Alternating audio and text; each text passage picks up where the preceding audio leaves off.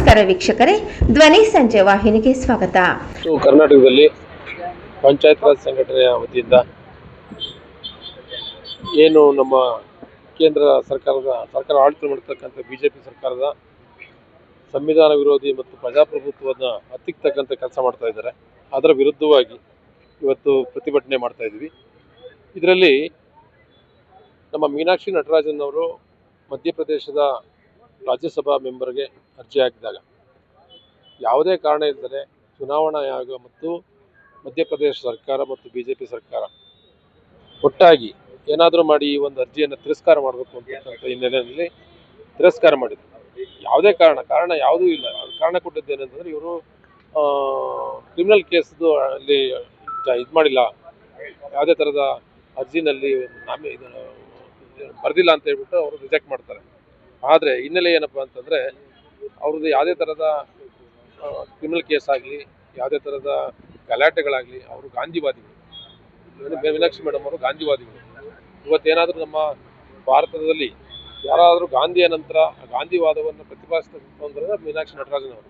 ಅಂಥವರು ಯಾವುದೇ ಕೇಸ್ ಇಲ್ಲದಿದ್ದರೂ ಕೂಡ ಚುನಾವಣಾ ಆಯೋಗ ಮತ್ತು ಮಧ್ಯಪ್ರದೇಶದ ಸರ್ಕಾರ ಒಟ್ಟುಗೂಡಿ ಅವರ ಅರ್ಜಿಯನ್ನು ತಿರಸ್ಕಾರ ಮಾಡಿ ಅವರು ಬಿಜೆಪಿಯ ಮೇಲುಗೈ ಸಾಧಿಸಲಿಕ್ಕೆ ಮಾಡಿರ್ತಕ್ಕಂಥದ್ದು ಸಂವಿಧಾನ ವಿರೋಧಿ ಮತ್ತು ಪ್ರಜಾಪ್ರಭುತ್ವ ವಿರೋಧಿ ಅಂತಕ್ಕಂಥ ದೃಷ್ಟಿಯಲ್ಲಿ ಇವತ್ತು ಪ್ರತಿಭಟನೆ ಮಾಡಿ ಇದು ರಾಜ್ಯಾದ್ಯಂತ ಇವತ್ತಿನಿಂದ ಮುಂದಿನ ದಿನಗಳಲ್ಲಿ ಎಲ್ಲ ಬ್ಲಾಕ್ನಲ್ಲೂ ಕೂಡ ಜಿಲ್ಲೆಯಲ್ಲಿ ಮತ್ತು ತಾಲೂಕು ಲೆವೆಲಲ್ಲಿ ಪ್ರತಿಭಟನೆ ಪ್ರಾರಂಭ ಮಾಡ್ತೀವಿ. ನನ್ನ ಹೆಸರು ಡಾಕ್ಟರ್ ಕೆ ಅಂತೇಳಿ, ನಾನು ಚಿತ್ರದುರ್ಗ. पंचायती राज का चुनाव होता है.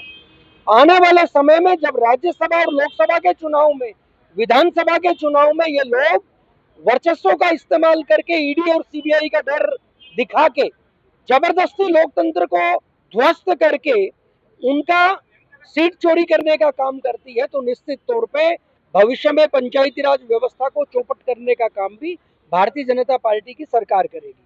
आज मीनाक्षी नटराजन जी का हजारों में से एक किस्सा है. 999 अलग ऐसे किस्से हैं जिनके बारे में एक एक करके बात करें तो रात तक वो पूरा ना हो. अगर आप नीट जैसे परीक्षाएं जो लीक होती हैं, इस देश में डॉक्टर बन के जो लोगों की सेवा करने का काम कर सकते हैं, लगातार 3 साल से उस नीट का पेपर चोरी होता है, लीक होता है, और कितने ही विद्यार्थी हर बार वो सुसाइड करने पर विवश हो जाते हैं. इसके बाद अभी रिसेंटली एचपीएससी का पेपर, वो छात्रों के ऊपर कितना बड़ा आघात है. और जब ये विद्यार्थी अपने हकों की लड़ाई के लिए सड़कों पे उतरते हैं, लाठी डंडों के साथ इनके ऊपर प्रहार किया जाता है. इसके साथ ही इस देश के किसानों के लिए इस सरकार ने 3 काले कानून लागू किए.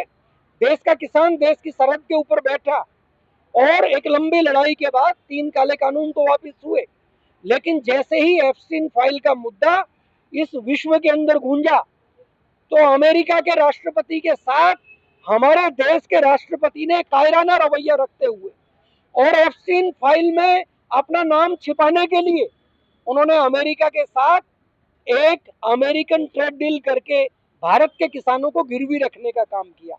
आज बहुत बड़ा एक विकट घड़ी इस देश के लोगों के सामने खड़ी है. एक तरफ भारतीय जनता पार्टी लगातार इस देश की जितनी भी स्वायत्त और स्वाधीन इंस्टीट्यूशंस थे उनके ऊपर प्रहार कर रही है.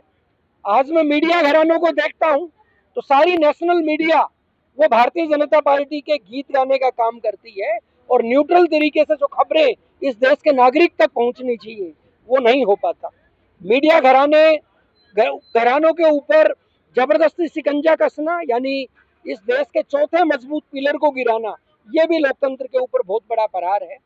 आज राजीव गांधी पंचायती राज संगठन ने जो 12 जून को दिल्ली जंतर मंतर पे 1 दिवसीय सत्याग्रह में संकल्प लिया था कि हम देश के अलग अलग राज्यों के अंदर जाएंगे, तो आज 9वां राज्य हमारा कर्नाटका है.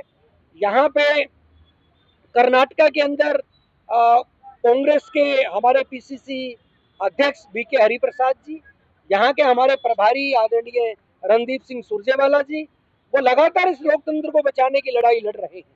और रणदीप सिंह सुरजेवाला जी ने तो ट्रेड डील के बारे में किसानों को और मुल्क के लोगों को आगाह भी किया था, एक एक पॉइंट के साथ ट्रेड डील के बारे में, कि किस तरीके से देश के प्रधानमंत्री ने डर के अपने देश के किसानों को अमेरिका के हाथों गिरवी रखा है. एक एक पॉइंट के ऊपर मीडिया के सामने चर्चा भी की थी। तो हम सब साथी ये संकल्प लेते हैं कि राज्य सत्र के बाद अब हमारा जिले के स्तर के ऊपर, फिर ब्लॉक के स्तर के ऊपर और गांव-गांव के अंदर ये चरखे की खनक पहुंचेगी, ताकि देश का लोकतंत्र वो बहाल रहे और इस देश में बाबा साहब भीमराव अंबेडकर का सपना, गांधी का सपना वो मुकम्मल रहे। हम सारे साथी मिलके इस देश को फिर सोने की चिड़िया बना पाए। Thank you.